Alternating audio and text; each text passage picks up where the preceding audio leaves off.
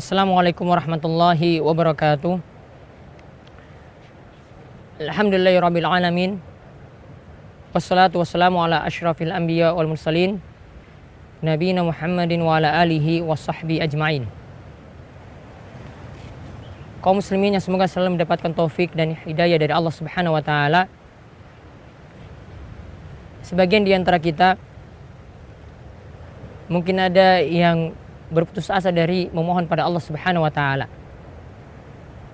Sekian waktu, setiap malamnya, atau mungkin setiap kali dia melaksanakan sholat, dia memohon terus kepada Allah Subhanahu wa taala agar dihilangkan dari kesulitan, agar dimudahkan dalam urusan, diperlancar rizki dan seterusnya.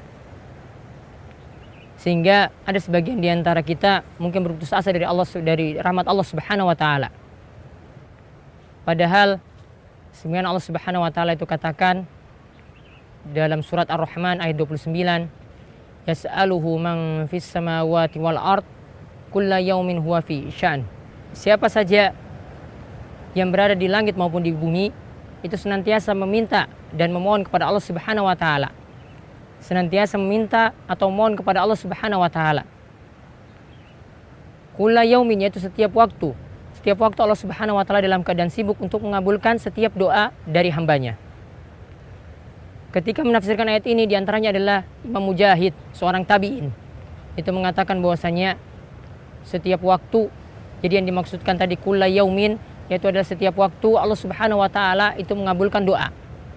Setiap waktu Allah Subhanahu wa taala itu sibuk untuk mengabulkan doa-doa hambanya. Setiap waktu Allah Subhanahu wa taala sibuk untuk melepaskan kesulitan yang ada pada hambanya, dan setiap waktu Allah Subhanahu wa taala itu sibuk untuk mengampuni dosa setiap hambanya.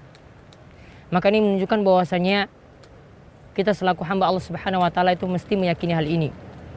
Kita seharusnya tidak berputus asa dari berdoa dan memohon kepada Allah Subhanahu wa taala.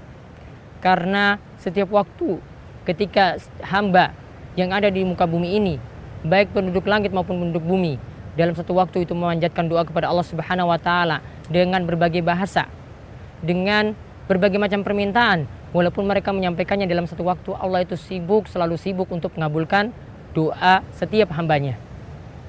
Dan ayat yang mulia ini juga menunjukkan bahwasanya kita memiliki Rabb, memiliki pencipta dan pemberi rizki yang tiada bosan-bosannya mengabulkan setiap doa dari hambanya, dan juga tidak bosan-bosannya untuk mengampuni setiap dosa ketika hamba itu bertobat atau mohon ampun kepada Allah Subhanahu wa taala.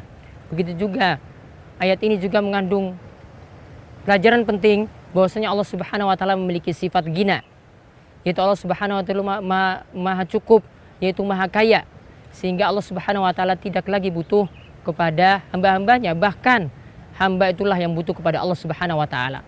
Jika kita merenungkan hal ini, bahwasanya Allah Subhanahu wa taala itu maha kaya, kita itu tempat bergantung kita adalah pada Allah Subhanahu wa taala, maka sudah seharusnya kita tidak berputus asa dari rahmat Allah Subhanahu wa taala.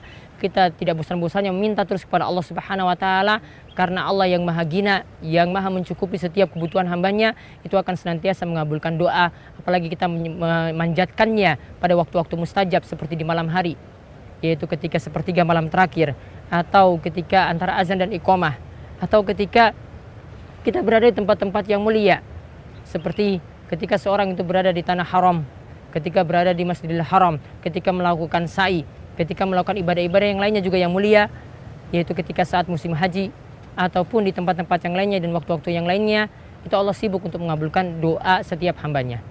Maka ini menjadi pelajaran bagi kita, hendaklah kita senantiasa untuk memohon terus kepada Allah Subhanahu wa taala.